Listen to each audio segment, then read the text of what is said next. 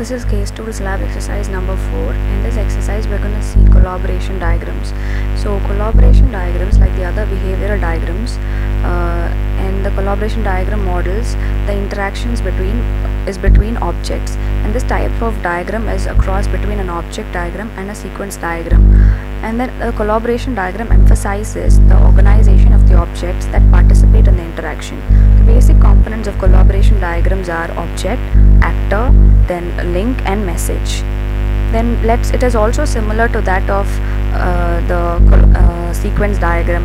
That is, we have objects, that is, their objects are instances of classes and are arranged horizontally, and this is how it is depicted inside a rectangular box with the object name in it and two dotted lines. And we have actor. Actors also can communicate with objects, so they too can be listed as a column. And then this is using a stick figure, we represent an actor. Then we have a message or stimulus. So messages modeled as horizontal arrows between object and labeled with an ordering number. It indicates the communication between objects. It can be forward stimulus or reverse stimulus also. Then we have link. The connecting lines drawn between objects in a collaboration diagram are links. They enable you to see the relationship between objects. Then each link represents a relationship between objects and symbolizes the ability of objects to send message to each other. Then a single link can support one or more message sent between objects. So this is how we represent it. That is, we have two objects which is linked with a link.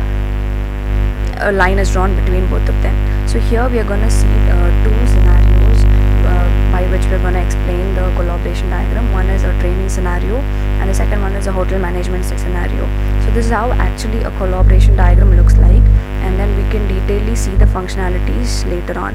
Then this is again the hotel management collaboration diagram. Also we can see the functionalities of them in a detailed manner. As you can see here, for the training scenario, the functionality of the diagram is initially the employee gives a training request to the training manager, and then the training person sends the request for an acknowledgement to the in-charge person.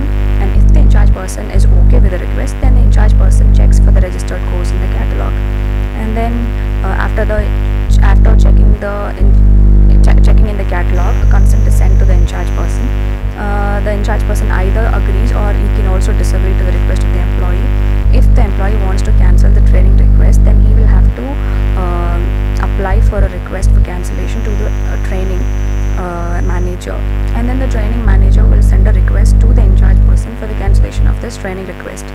Then after the request is sent, the data are being removed from the database or the catalog, and then the updates are being given to the in-charge person, and then the cancel updates are being sent to the training person, and the application is being returned to the person.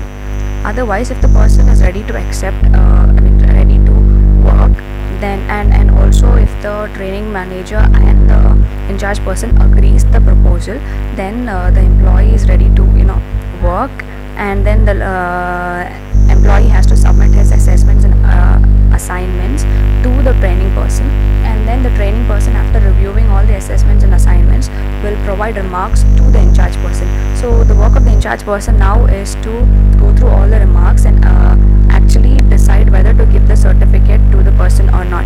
So once the certificate is provided, the course ends. So the second scenario that we are going to see is hotel management. So here what happens is, initially in a hotel, the customer comes and provides the personal information to the receptionist, and the receptionist feeds all the information into the database. And then what happens is the data that the customer has provided will be checked by accessing the identification database. Only if the credentials provided or the informations provided are correct, or if it matches, only then the verification message will be given. That is, the given data are verified and it is sent back to the database. Then later on what happens is an acknowledgement of verification is sent to the receptionist, and then the receptionist requests the customer to provide the stay details. That is, how many days they're going to stay and what kind of rooms that they want. Then the receptionist he sends the details to the database, and then the receptionist, he feeds it in the database, and then the database checks for availability of the rooms and the request, And then the database, after checking for it provides a variety number of options, many according to the wish of the customer. He can choose his rooms.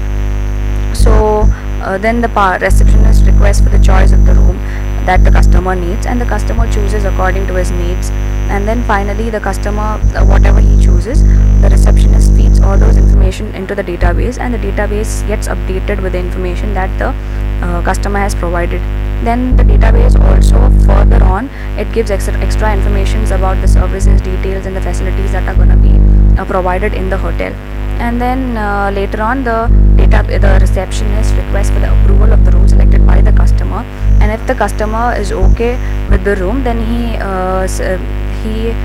gives his agree or disagree to the receptionist. Then once the customer agrees, the receptionist will request the database to provide the bill, and the database calculates the cost according to the customer's request, and the database provides the bill to the receptionist. The receptionist then requests the customer for the payment, the mode of payment, and the customer also provides the payment mode and also the information about the bank, the number and the pin code, etc. Then the receptionist feeds all these information into the database, and then in the database again what happens is the database requests for checking the credentials provided with the database of the specific bank. Then the database of the bank checks in the list of the account holders and their account details. Then it sends the status to the search if the credentials provided are matched or unmatched. The amount gets credited in the account of hotel once the database receives a message saying that it has matched. Then an acknowledgement is sent to the receptionist after the transaction is successfully done, and then the receptionist provides the bill to the customer, and then finally the process of booking a room will get over. So this is how a